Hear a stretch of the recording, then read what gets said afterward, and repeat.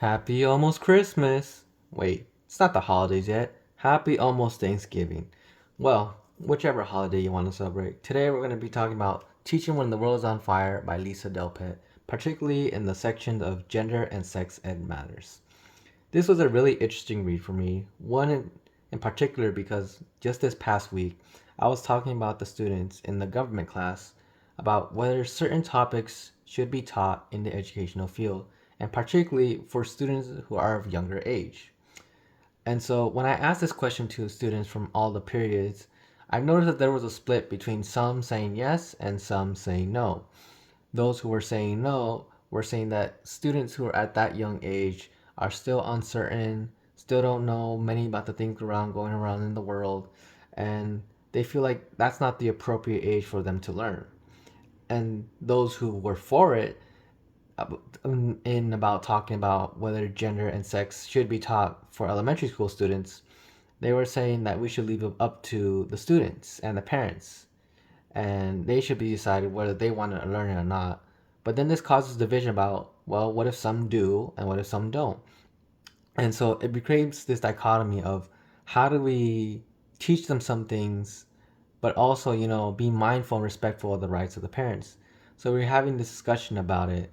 And so there was like this split between whether this should be talked or not. And I also brought up the point about if we don't have these conversations or these topics, how do we try to bring it out in a respectful way without trying to not erase their identities of these people? Because as we may experience, or as maybe some of us have, seen, there are people who are transgender, queer, gay, lesbian, but it makes it really hard to have these conversations and come out because they're feared of being bullied, attacked, or questioned about it, and it can be seen as a form of sexual harassment. So I was mentioning that topic because some of the students can be that, but they're not feel like they're in a very safe environment. And they could be growing up with that trauma and, uncertainty throughout their whole life.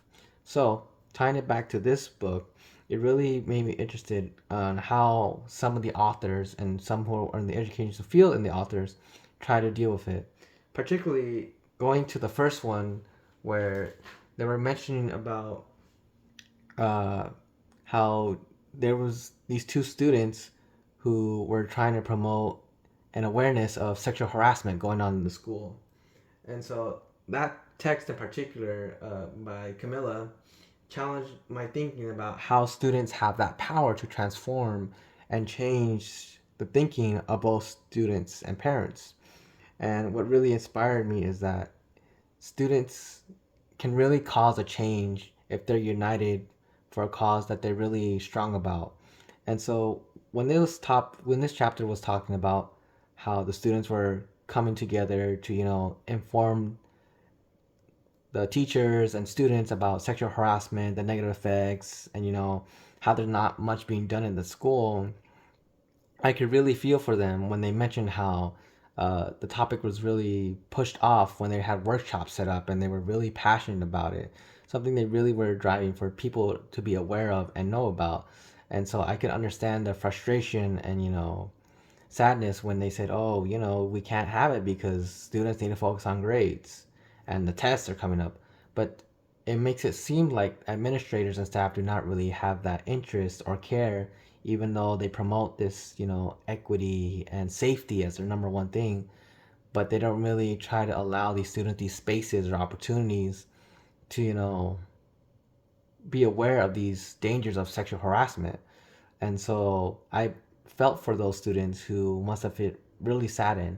And as a result with that, I really enjoyed how the students did not, took it as that's it. We're not gonna that we're done. But no, rather we're gonna gather allies. And I liked how they got people from different groups, from the Latinx, from the Women's Empowerment Club, people from different groups to come together and unite and have this topic because some of these people could have gone through sexual harassment but didn't have that space or opportunity to talk about it. And so when they come together and make a plan, they were able to bring about a change. When they mentioned about how they were doing that sit-in at the school And there was a bunch of students supporting that because for all we know, all the students could have gone through it and they have kept it silent within. Similar to how they were saying how it was like the Me Too movement. Yeah, I've also experienced that. I bet there probably is, even in today's educational field, a lot of students or even staff who go through sexual harassment and are afraid of having these conversations for fear of being bullied or backlash.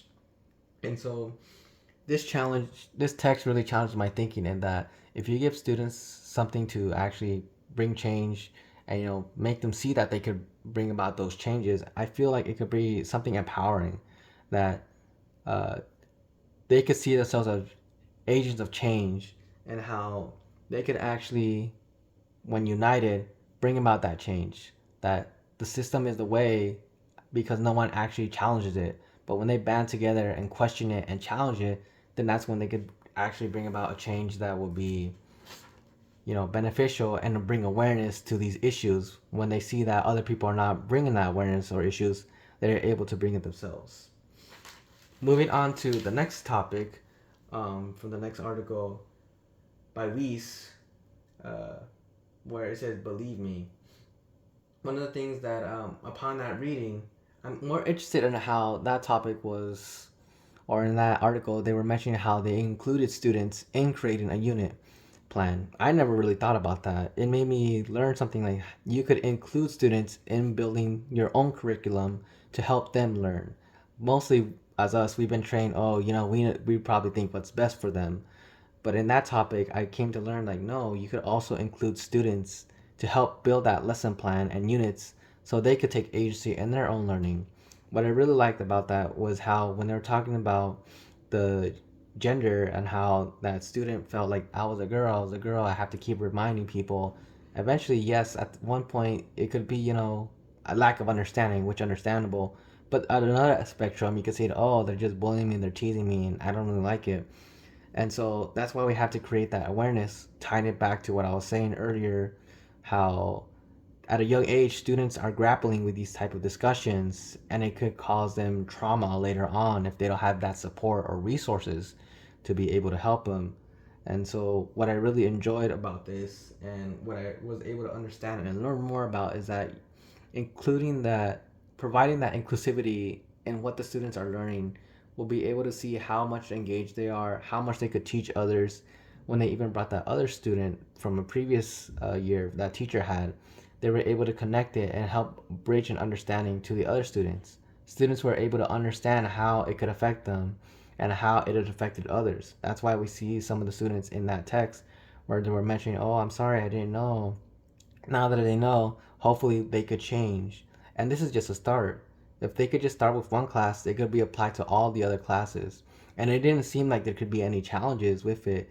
Like as I mentioned before, there might be some parents or some students who do not agree or do not feel that this is the right time. But I feel like when we invade these topics and do not have these discussions, especially when it comes to gender inequity, and safe and sex, that we're trying to ignore these issues as if they're not there rather than just trying to address them and try to create awareness. At the end of the day, knowledge is really a powerful thing. And when you don't know about these things, then it could be really much more easy to be able to manipulate, control, and people just tell you what to do and accept it as is.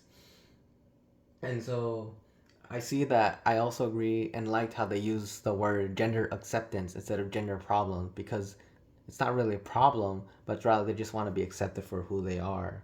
And I really like how they try to make that connection to the students when they were teaching and even creating that unit in mind. And so I really like that text where they included students into developing the unit and the lesson to help them learn about a topic that could be seen as, very sensitive, but really informative and making awareness to that.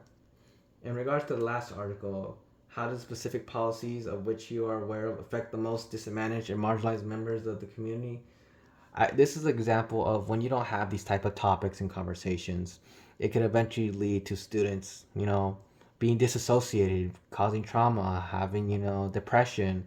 And this is one case where that student in that article dropped out of high school because they didn't want to address them as their own identity. They didn't see them as that. And so this created an issue where they dropped out and then looking for a space, an environment where they're accepted for who they are. Apparently, like we said, when we don't teach and we don't knowledge, we don't change our system. And so as a result of the principals and the teachers and staff who did not accept that identity of that person in the article by Edwards and Lindbergh, we could see how it causes some suffering and pain for that individual. And I was glad to read that even despite, not going back to school and, trying to look for that space, they try to now implement and teach to others about transgender, gender acceptances, so that way they could inform them. And I really liked how they eventually went back to the school and was able to change that mind of that principal and like see them as who they really are, rather than just seeing, oh, you're this, but no, I'm actually this. I know who I am, and you're trying to fit me in this box, which I'm clearly not. So I really liked how they try to inform it, and not really like an aggressive way, but look, this is what you were taught before, but this is how the things are now, and I want you to be aware of these things and issues, how it could have only why it affected me. You never know how it could affect your other students and staff. And so I really enjoyed how, despite, having these issues and problems that they were facing throughout school, that they still wanted to be uh, a torchbearer for the others who are in the school and try to support them in a way where they could be knowledgeable and accepted for who they are. In regards to all these articles, I feel, in my personal opinion, it's really important to have these type of topic discussions, because the longer we prevent from having them, the more suffering we give to our students, or people who we know, when we just don't see their own identity as that's who they are, and we become more judgmental, we don't become understanding, and we create more hardships for those type of people, and for us, for if you never know, if we may experience those type of things. So to me, I feel it's really important to have these type of topics and discussions when it comes to gender and sex, and not be afraid of it. Like before, in the past history, when we had the segregation and race matters topics, before we had that mindset, oh, separate but equal. But when we have these conversations, when we challenge these ideas, then we could develop a more equitable society. And this could be the same to apply to gender and sex education, where we have these topics and have these discussions in a safe and respectful manner, and try to change that mentality so that way they don't have to be afraid of who they are and be accepted for who they are.